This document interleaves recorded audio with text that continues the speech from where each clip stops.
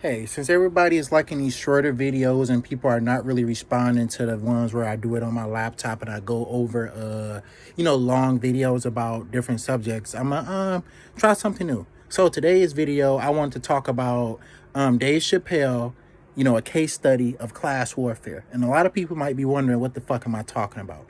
A hard pill for a lot of people to swallow is that rich black people do not give a fuck about you. They do not give a fuck about your poor nigga ass or any of your fucking problems or issues that you're dealing with. They might partake in a little bit of philanthropy every now and again, but they do not seriously care about the liberation of their brothers and sisters actually living in the conditions of the hood or the ghetto or however you want to fucking put it. So these black people want tax cuts. These black people want benefits of a right-wing government that protects capital. And how does this connect to Dave Chappelle? It connects to Dave Chappelle because one of his dumbass lines that he said, we hear all about trans people dying, but niggas die every day. So he's trying to put black people in competition with trans people, even though there are trans black people. Don't forget that. And they're black first. Shut the fuck up.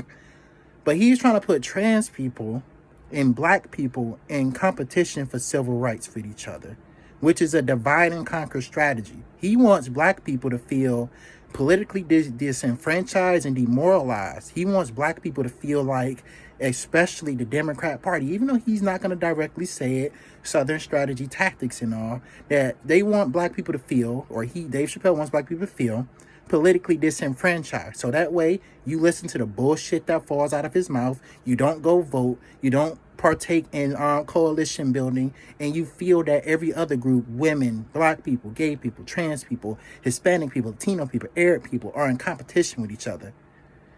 The most important part, my voice cracked a little, the most important part about any civil rights movement is this 5-letter word called unity. You will notice as we see the niggas die every day thing, especially if we want to talk about right-wing terror attacks. Who are doing these terror attacks? Who are funding the media empires that cause them?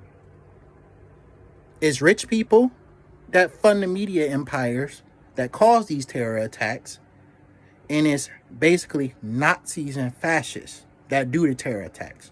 For instance, the shooting at the I think it was a gay bar. It was a Nazi. The shooting in Buffalo, New York at the black supermarket. It was a Nazi. Christchurch, it was a Nazi. And this shit even goes all the way to Jewish people and the dumb shit Kanye is saying. That's the most blatant example of a rich black person not giving a fuck about his people. But what I'm saying is, we are all stronger together. We need a united working class of people to make this country a better place.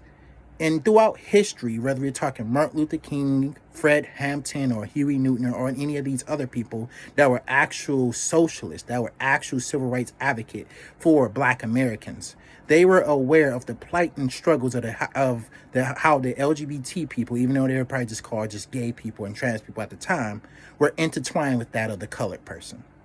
So what you need to do is actually not even necessarily meet and talk to a trans or gay person. Don't push yourself too hard, but do research on the civil rights history and the struggles that they had to go through, and how they had to stand arm in arm with us throughout some of the most toughest times in history.